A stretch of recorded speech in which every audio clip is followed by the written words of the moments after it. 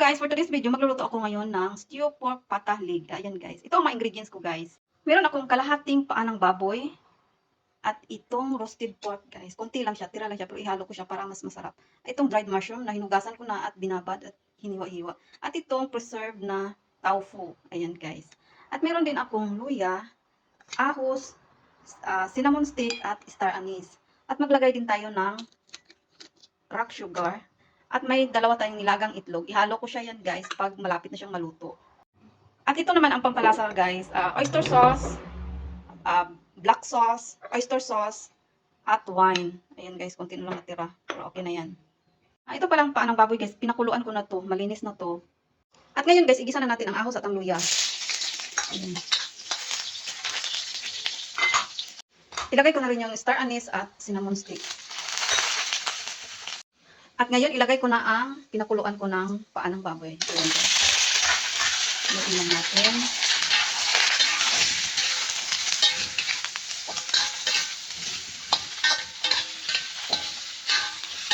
Ang bango na ang star anise at cinnamon stick.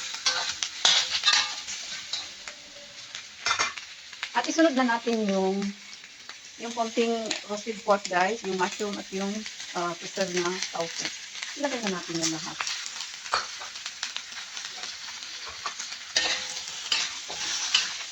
Tatakpan ko lang siya guys para labas yung mga oil niya.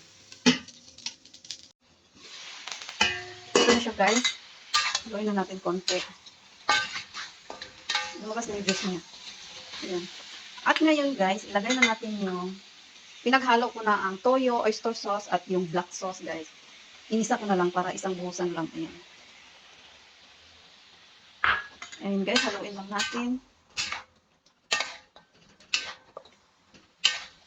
Yan, tingnan nyo yung kulay niya guys. Ang ganda na. At hindi pa siya luto.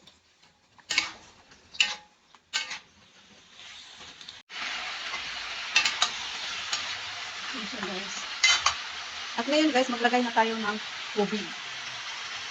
Maraming tubig guys. Kasi pakuluan natin to siya ng mga 1.5 oras sa medium na apoy. Kasi para malambot siya. Lumambot siya. Takpan natin.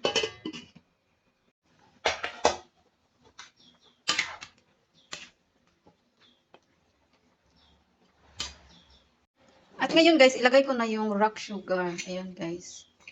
Ihuli ko na yung wine. Yung malapit na siya maluto. Tsaka ko ilagay yung wine. Guys, pakuluan ko siya ng 1.5 oras sa medium na apoy lang guys. Ayan guys. Ito na guys, i-check natin. Pakuluan ko na siya ng half an hour. Ayan siya guys.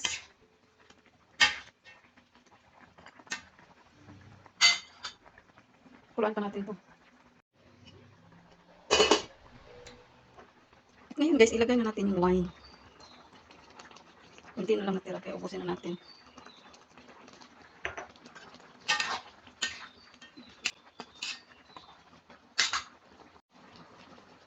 At ito guys, ilagay ko na rin yung 2 lagang itlog.